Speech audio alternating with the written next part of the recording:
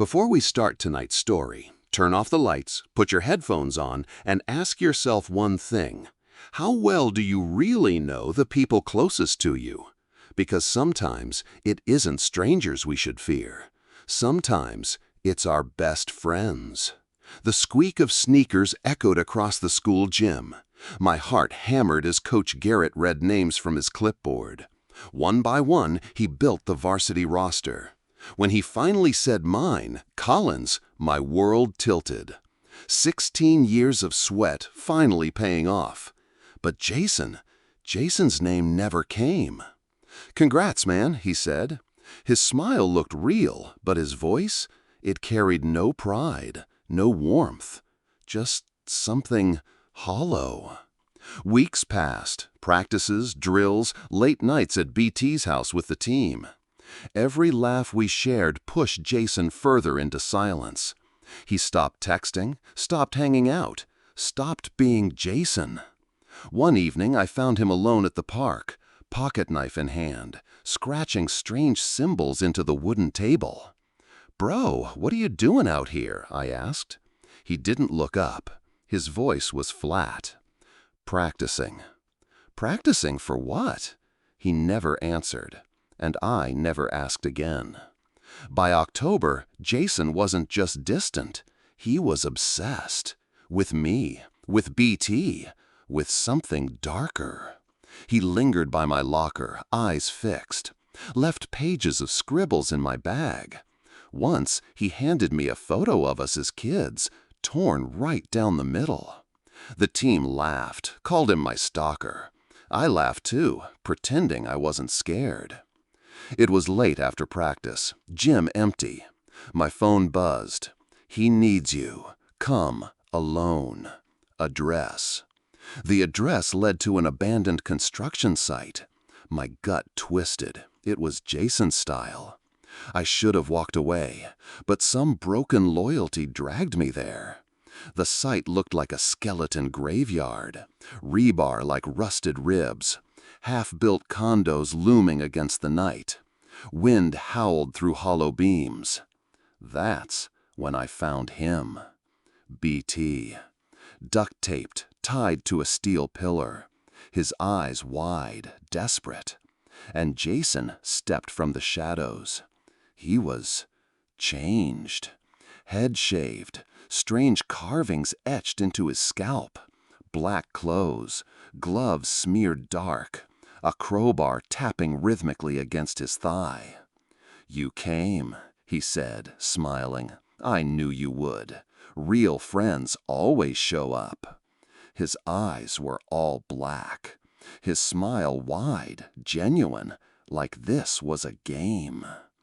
"We need to talk about loyalty," Jason said, his voice calm, steady.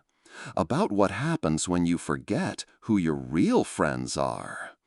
Gasoline stung my nose. In the corner, a red jerry can. The floor slick with fuel. Jason wasn't planning a fight. He was planning a fire. BT struggled against the ropes. The metallic clang echoed across the hollow building. My breath shook in my chest. My legs locked. That night was only the beginning. Because what Jason had prepared was something none of us could escape. The smell of gasoline burned my throat.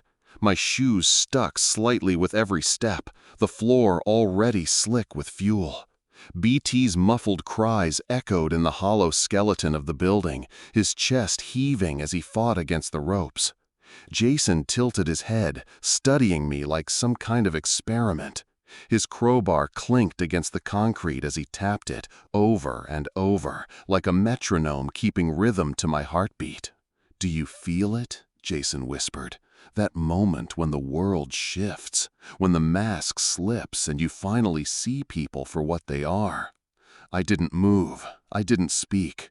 My throat was too dry, and my stomach churned with the sharp sting of gasoline in the air. Jason smiled wider. BT thought the team made him stronger. He thought you made him stronger. But you forgot, didn't you? He took one step closer, his boots crunching over the grit. We made each other, you and me. Not him, not them, just us. Jason, listen. My voice cracked. We can talk, okay? You don't have to. He laughed, sharp and quick. Talk? That's all we ever did, wasn't it? Talking. While you played your games, while you let them laugh at me, while you left me behind. The crowbar scraped across the floor, sparks jumping when it caught metal.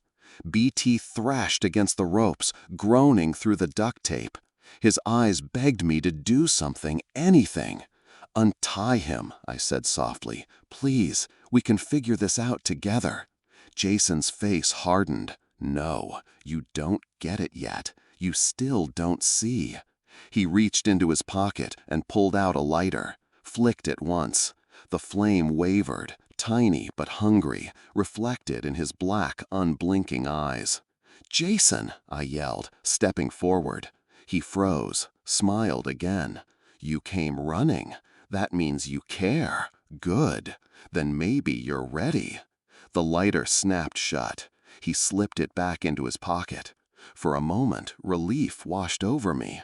But then Jason bent down, lifting the jerry can with ease, and began pouring a slow, steady line of gasoline in a circle around BT. His movements were calm, methodical, as if he'd rehearsed this moment over and over. BT screamed through the tape, thrashing so hard that the pillar rattled. Jason ignored him. His eyes never left me. This isn't about him, Jason said. He's just the lesson. You're the one being tested. What do you want from me? I whispered. Jason set the can down, walked closer. His face was inches from mine now, and I could smell the chemical burn of fuel clinging to his gloves. Choose, he said softly. Stay with him, or leave him behind. Like you left me. My chest caved in. My brain screamed at me to run, to grab BT, to do anything, but my body locked in place. Jason tilted his head again, like a curious child. Then he shoved the crowbar into my hands. Prove it, he said. Prove you're still my friend. I stared at the cold metal. The weight of it dragged my arms down. Jason's grin widened, his teeth catching the dim light. The sound of sirens pierced the distance. Red and blue lights flashed faintly against the unfinished concrete walls. Jason's smile twitched. They're early, he muttered. They're not supposed to be here yet.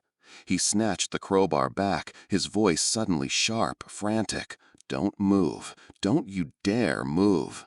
Police cars screeched to a stop outside the site. Shouts echoed through the air. Jason's entire body shook with rage.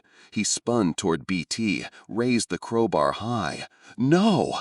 I lunged, slamming into him with everything I had. The crowbar clattered away as we crashed onto the hard floor, rolling in gasoline. His fists pounded my ribs, his nails clawed at my face. I fought blindly, fueled by panic, until flashing lights cut through the darkness. Drop it! Hands where we can see them! Officers swarmed the skeleton of the building. Jason froze, his chest heaving, his eyes still locked on me. Then, like a wild animal cornered, he bolted into the shadows of the half-built condos. The police shouted, giving chase. I scrambled to BT, tearing at the duct tape and ropes with trembling hands. His sobs shook against me as I pulled the last knot free. When I looked back, Jason was gone. They never caught him that night. The weeks that followed blurred together. Cops questioned us. Therapists tried to dig into our heads. The team avoided talking about it, like saying his name might summon him back. But Jason didn't disappear, not really. Late at night, I'd hear tapping at my window, rhythmic, like a crowbar against glass.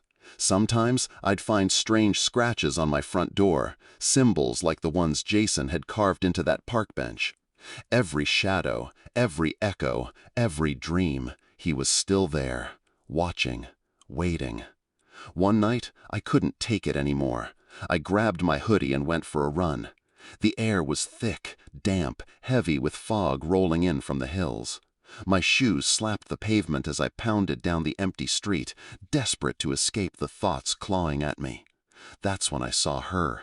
At first, just a figure in the mist, a woman standing in the middle of the road. Her dress clung to her like wet paper, her hair matted across her face. I slowed, heart racing. "Miss, are you okay?" She turned. Her face was pale, lips trembling.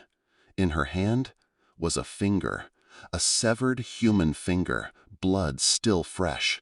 I stumbled back, my breath froze. "They said I could bring him back," she whispered, voice cracked. "But I need more pieces." The fog swallowed her. She was gone. I stood frozen in the silence, staring at the wet pavement where drops of blood still glistened. Behind me, in the distance, the faintest sound. Tap, tap, tap, like metal against stone. Jason hadn't left me. He was only getting closer.